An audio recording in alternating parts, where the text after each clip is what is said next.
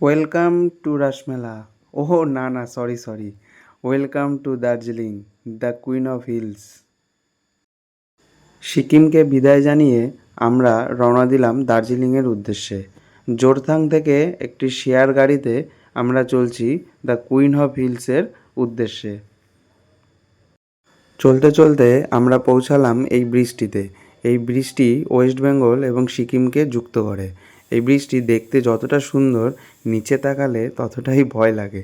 আমি এই ব্রিজটির নাম জানি না, তোমরা যদি কেউ জেনে থাকো অবশ্যই কমেন্টে জানিও। এখন দার্জিলিংয়ের রাস্তায় আছি।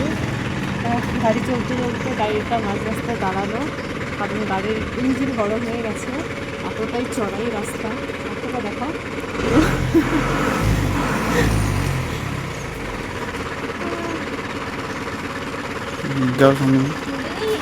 তো গাড়িতে এখন জল দেওয়া হচ্ছে, তারপর আবার গাড়ি চলবে।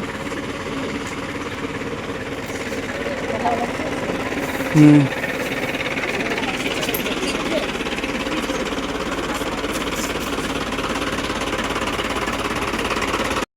3 ঘন্টা জার্নির পর আমরা পৌঁছালাম দার্জিলিংয়ে। আমরা ছিলাম এই হোটেলটিতে, হোটেল নিউ বৈশালী। হোটেলটি ভালো ছিল। হোটেলটির সামনে ছিল ব্যালকনি, সেখান থেকে ভালো ভিউ ছিল। আর আমরা ছিলাম 3rd ফ্লোরে। এটা হলো হোটেলের এন্ট্রি পয়েন্ট। সামনেটা হলো হচ্ছে রিসেপশন, বেশ বড় সড়ই আছে রিসেপশনটা। নিচে কোনো রুম নেই, রুম সব উপরে। এটা হলো ওদের ডাইনিং এরিয়া। আমরা এখন চা খাচ্ছি, চা খেয়ে আমরা বেরোবো সাইট সিনে। এটা হলো ব্যালকনি থেকে ভিউ। একটি স্কুল, এটি নাম আমি জানি না, ইংলিশ মিডিয়াম স্কুল এতটুকু শুনেছি। বেশ ভালো, দার্জিলিং শহর দেখা যাচ্ছে। আমরা এখন চলে এসেছি ক্লক টাওয়ারের সামনে। এখান থেকে ভিউটা খুবই সুন্দর, এই যে ক্লক টাওয়ার।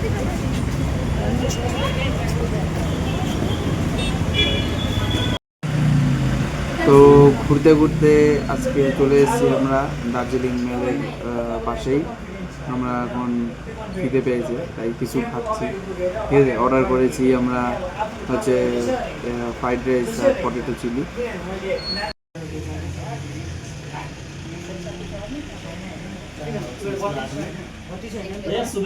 এখন আমরা হাঁটতে হাঁটতে চলে আসলাম দার্জিলিং স্টেশনে। মানে ওয়েদারটা পুরো হঠাৎ করে চেঞ্জ হয়ে গেল। পিছনে কিচ্ছু দেখা যাচ্ছে না, পিছনটায় কিচ্ছু দেখা যাচ্ছে না। এটা হলো দার্জিলিং স্টেশন।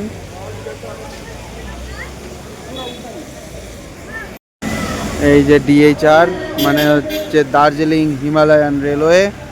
এই যে বাইরে পুরো ফগি, এই দার্জিলিং স্টেশন, এই যে দার্জিলিং। এখন আমরা স্টেশনের ভিতরে যাব, গিয়ে আবার ফটো তুলছি।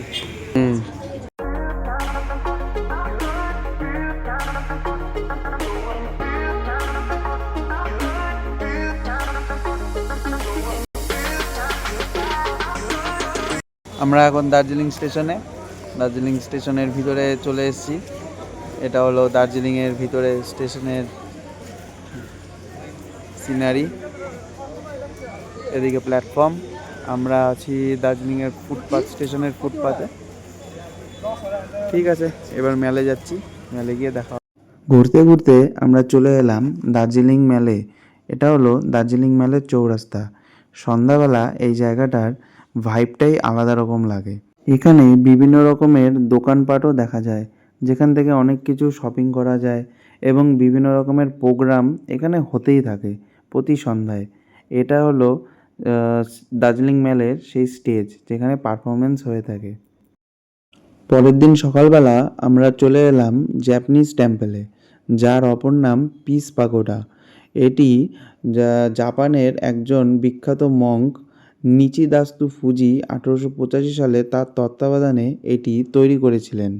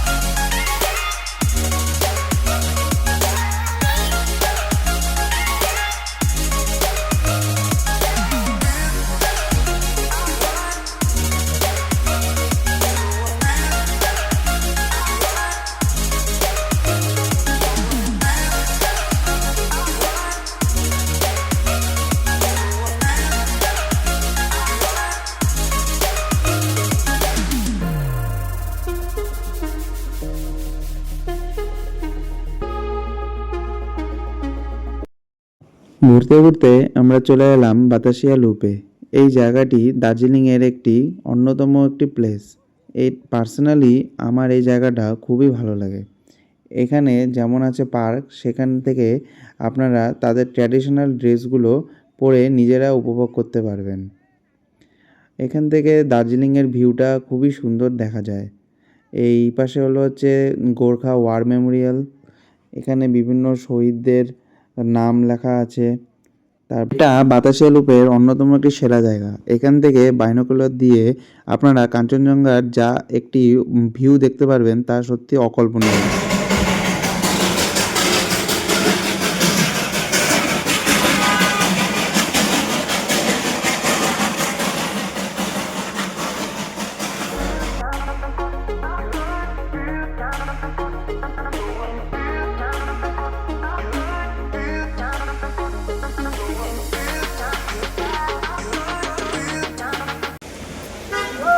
চলে এসেছি আমরা রক গার্ডেন দার্জিলিং। পিছনে যে জিনিসটা দেখছেন ওটা হলো ঝর্ণা, উপরে আরও আছে। চলো।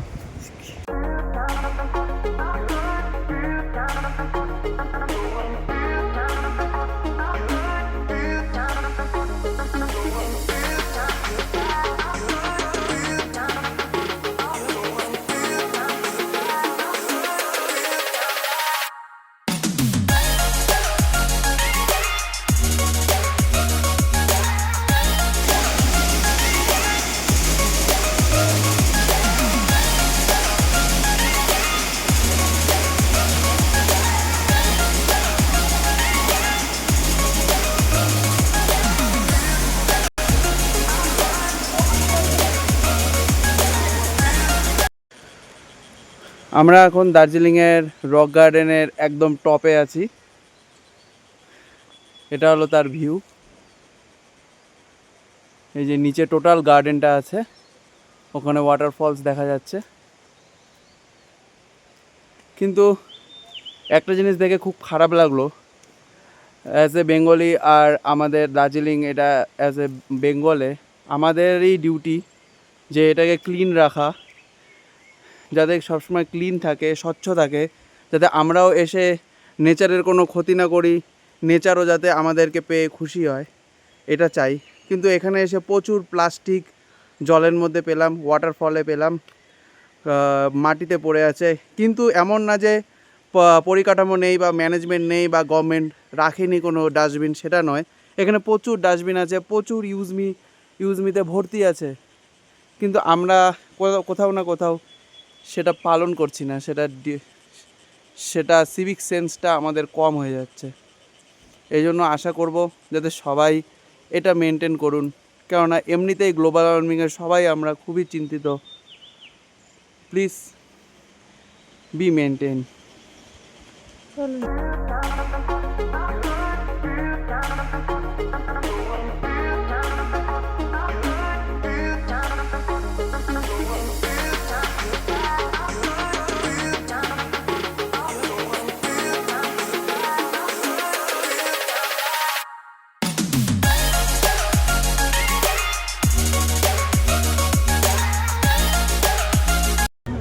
তাহলে ওঠো, যে পিছনটা দেখছো।